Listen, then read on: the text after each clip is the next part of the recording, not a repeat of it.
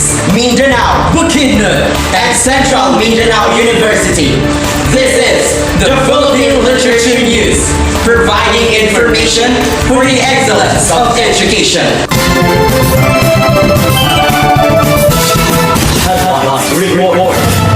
Background of Mr. Carlos Bulusan. Religion of unfamiliar words. Summary of the text. Common burdens about the tax. Highlight codes of the text. Application of the message to the realized situation. Illustration of the theme from the text. And character analysis. For the background of the author, let us have a trivia from our backfinder, Mr. Jerry Vincent Boyko.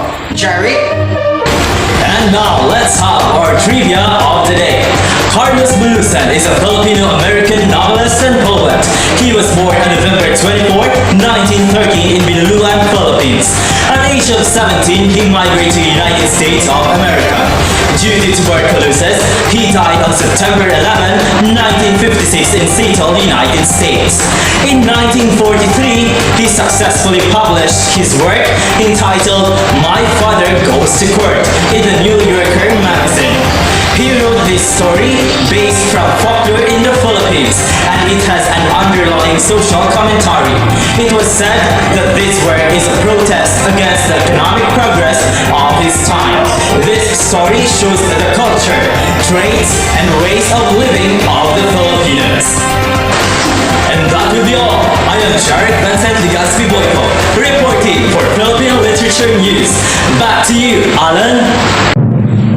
Thank you, Jerry. To reveal the meanings of unfamiliar words, let us hear it from our word finder, Miss Osha Kalimutan. Osha? Good day, everyone. Now let's tackle 3 unfamiliar words found in this story. First, ghosting. Ghosting is defined as comically or repulsively ugly or distorted figure, creature, or image. It is also defined as extremely ugly and strange. Example of ghosting in a sentence: she painted her face to look ghostic at the party. Second, sturdiest or sturdy, which is defined as of a person or their body as strongly and solidly built. It also means strong enough to withstand rough work or treatment. Example of sturdy in a sentence: Heidi Lindias has a sturdy muscles. Third, gratuitously. Gratuitously means without good reason or unjustifiably. Example of gratuitously in a sentence: he bluffed the parkway gratuitously. This is Osha Kalimutan reporting for Philippine Literature News. Back to you, Alan. Thank you, Miss Osha. And now, to have the summary of the text, let us have our Chika Minute with Miss Precious Batoy. The summary of My Father Goes to Court by Carlos Bulusan. On the island of Luzon, there was a family who lived each day to the fullest. The children were always smiling outside, bathing in a cold mountain river, and having a good time. Until one day, a depressed family returned home. They constantly kept the window closed so that no light could get in. Until the rich man filed a complaint to the father, alleging that he was always taking the spirit of food and possession. The father didn't have an attorney, but the wealthy man has. The father agrees that they always sense the aroma of their meal, but not money. In response to all questions, father summoned the wealthy guy to meet his children, who arrived pale and frail. The father then stood up and went to grab some coins for his children and wife, which he placed in his straw hat. Then he approached the wealthy guy and sounded the money, telling him that if he heard the spirit of the sound, the jury came to a halt in the case and praised the father, who expressed his desire to hear his children laugh. They guffawed while the jury guffaws even louder. This is Precious Batoy reporting for Philippine Literature News. Back to you, Jerry. Thank you, Precious. To answer the common queries about the text, Let us hear it from our discussion director, Miss Shasta Amor Salceda. Shasta? Good morning. There are 4 questions about the text. Number 1. What is the moral lesson of the story?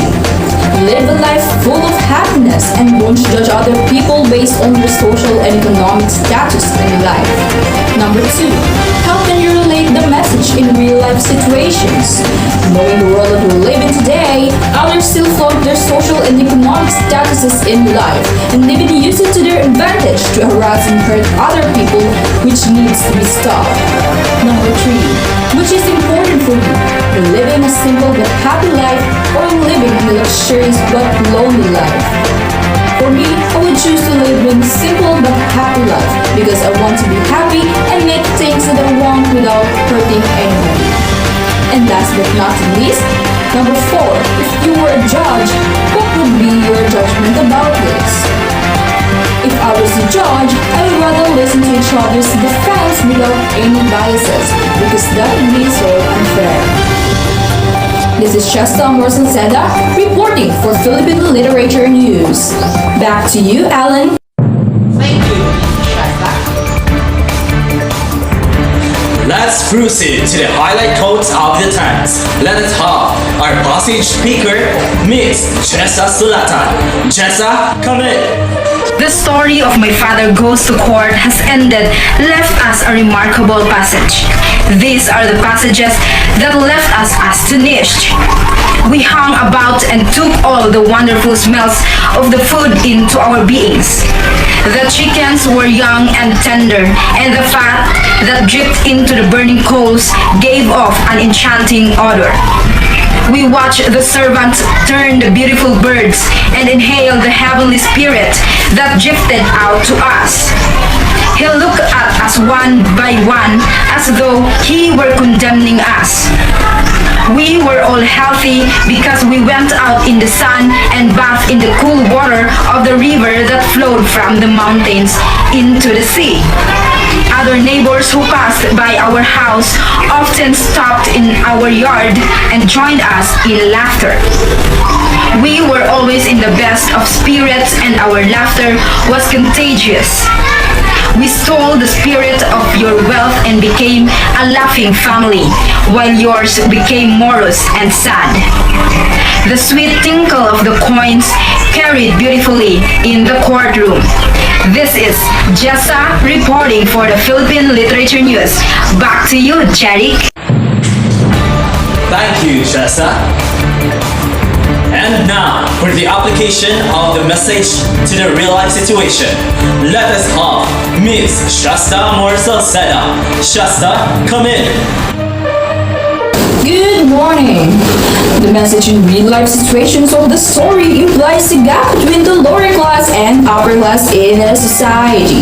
In realities in life, the story conveyed that the rich neighbor was envious to the life of the father who was living simple. This story tells us that simple life is so much better and being happy is a lesson taught in this story. We must be contented with everything that God has given us. Maybe you can get the expensive ones of all the materials that you want, but at least you are happy. Living in a happy and healthy family is better than living in a luxurious but lonely place. Happiness is not about getting rich or getting everything you want, but about living in peace and enjoying what you have. This is Shasta Amor Salceda reporting for Philippine Literature News. Back to you, Jerry. Thank you, Shasta. To illustrate the sceneries of the text, let us have our artful artist, Alan Calago. Alan, come in. One of the scenarios that captivate the eyes of the readers was in the courtroom, where the poor man and the rich had faced. After the rich explained his part, the poor man had given the chance to state his stand and were able to defend his side. This experience was not new to us human. This scenario speaks the reality of the Philippine culture, that those who are in the upper class has the power to manipulate the law, and the less people will suffer from it. However, truth and justice will prevail.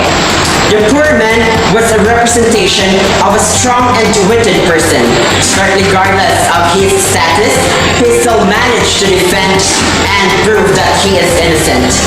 He believed that the laws are for everyone, and all of the people have the right to exercise it. We should always remember that we have the same amount of power in the eyes of the law. Thank you. This is Alan Calago reporting for Philippine Literature News. Back to you, Jerry. Thank you, Alan. To analyze the characters of the text, let us have Miss Jessa Sulatan. Jessa? These are the characters and characteristics of the story My Father Goes to Court. The narrator, he is one of the children of the farmer. The father, a farm owner and a father of the narrator. The mother, the wife of the farmer and the mother of the narrator. The children of the farmer, they were referred to as strong, robust, and cheerful. The rich man, the neighbor of the narrator when they moved to town.